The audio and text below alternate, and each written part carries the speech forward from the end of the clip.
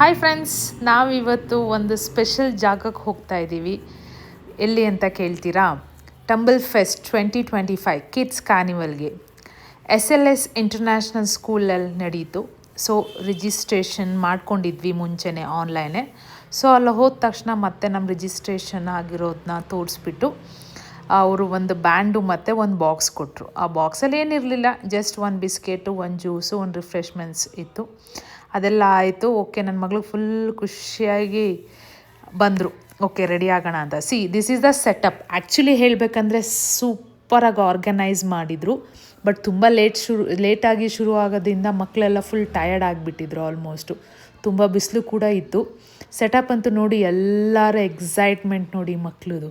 Actually ಎಲ್ಲರೂ ತುಂಬ enjoy ಮಾಡಿದ್ರು. ಅದರಲ್ಲಂತೂ ವೀಕ್ಷಾ ಅಂತೂ ಸಖತ್ತಾಗಿ ಎಂಜಾಯ್ ಮಾಡಿದ್ರು. ನೋಡಿ ಹೆಂಗೆಲ್ಲ ಮಾಡ್ತಾಯಿದ್ದಾರೆ ಅಂತ.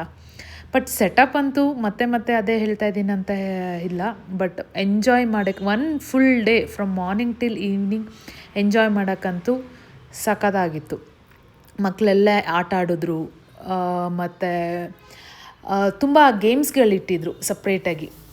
ಅದೆಲ್ಲ ಆಟ ಆಡಿಕೊಂಡು ಸ್ನ್ಯಾಕ್ಸ್ ಇತ್ತು. ಸ್ನ್ಯಾಕ್ಸ್ಗಳನ್ನ ತಿನ್ಕೊಂಡು ಮ್ಯಾಜಿಕ್ ಶೋ ಕೂಡ ಆರ್ಗನೈಸ್ ಮಾಡಿದರು. ಅದಾದಮೇಲೆ ನೋಡಿ ಎಷ್ಟು ದೊಡ್ಡ ಗೋರಿಲ್ಲ, ರ್ಯಾಬಿಟ್ಸ್ ಅಂತೆ, ಆ ಥರ they had very fun.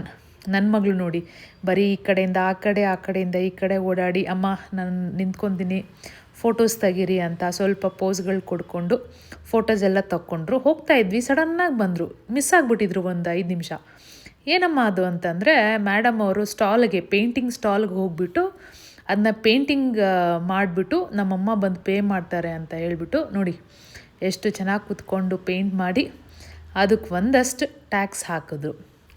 End of the day ಅವ್ರ ಬ್ಯುಸಿ ಶೆಡ್ಯೂಲಲ್ಲಿ ಈ ಥರ ಒಂದು ಟೈಮ್ ಕೊಡ್ಕೊಂಡು ತುಂಬ ಎಂಜಾಯ್ ಮಾಡ್ತಾರೆ ಮಕ್ಕಳು ಅಂದಾಗ ನಮ್ಗೆ ಅವ್ರ ಎಂಜಾಯ್ಮೆಂಟ್ ಮುಂದೆ ನಮ್ದು ಏನಿಲ್ಲ ಅಲ್ಲ.